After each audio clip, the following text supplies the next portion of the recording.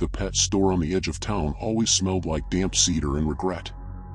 I went in on a whim last Tuesday, mostly to kill time before my shift, thinking maybe I'd impulse buy a goldfish or something low maintenance.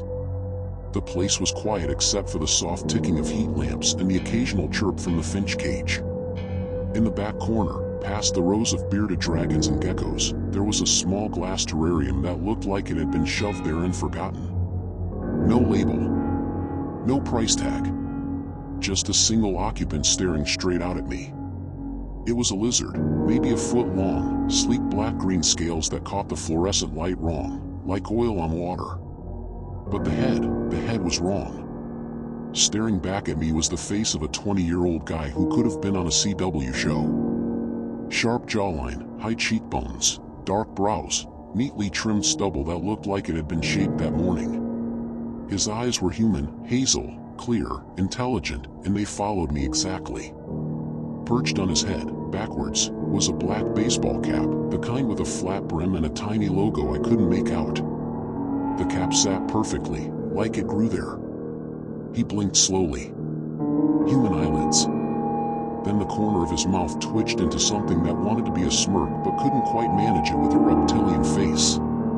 I laughed once, nervous, too loud, and looked around. No one else was paying attention. The clerk was scrolling on her phone behind the counter. I crouched down. "Hey, buddy." The lizard man tilted his head, the cap shifting slightly. His tongue flicked out, long, forked, but it moved like he was tasting the air politely, not like a threat. There was a small paper cup in the corner of the tank, half filled with what looked like chopped mealworms and a few crickets still twitching. A post-it stuck to the glass read in Sharpie, "Do not feed." I should have walked away. Instead, I asked the clerk about it. She glanced over, shrugged. "Some guy dropped him off last week. Said he didn't work out. Told us not to feed it, then left. We figured he'd die on his own. He hasn't. So, you're just keeping him? He's quiet. Doesn't bite. Kids think he's cool." She went back to her phone. I stared at him again. He stared back. That almost smirk again. I bought crickets. A small container. Told myself it was curiosity. Back at the tank, I popped the lid and dropped 3 fat ones in. They skittered across the substrate. He didn't move at first. Then, very deliberately, he reached up with one clawed forelimb, almost like a hand, and adjusted the brim of his cap. The motion was so human it made my stomach turn over. Then he ate. Not like a lizard. No lightning strike, no head jerk. He picked each cricket up carefully between 2 digits, brought it to his mouth, and bit down with small, even teeth that looked too white, too perfect. He chewed slowly, eyes locked on mine the whole time. When he finished the last one, he licked a speck of hemolymph off his lower lip like a guy wiping sauce after wings. Then he spoke. Not out loud. Inside my skull, calm and low, like someone leaning close at a bar. "Thanks, man. Been starving." I jerked back so hard I knocked over a bag of reptile substrate. The clerk didn't even look up. I left fast.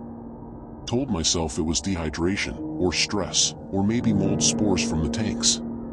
But that night I dreamed of Hazel eyes watching me from every shadow in my apartment, and the faint smell of cedar chips. 2 days later I went back. The terrarium was empty. The post-it was still there, "Do not feed." But someone had scratched underneath it in tiny, precise letters. Too late. The clerk said she hadn't seen anyone take him. Cameras showed nothing. Just the tank sitting there, lid slightly askew, like he'd lifted it himself. That was 3 weeks ago. Last night I woke up at 3:17 a.m. to the sound of claws on laminate. Slow, deliberate steps coming down the hallway. I live alone. 3rd floor. No pets. I didn't turn on the light. I just lay there listening. The bedroom door creaked open an inch. Moonlight caught the brim of a backwards black cap. He stood in the doorway, bigger now, maybe 3 feet at the shoulder, tail thicker, scales glossier.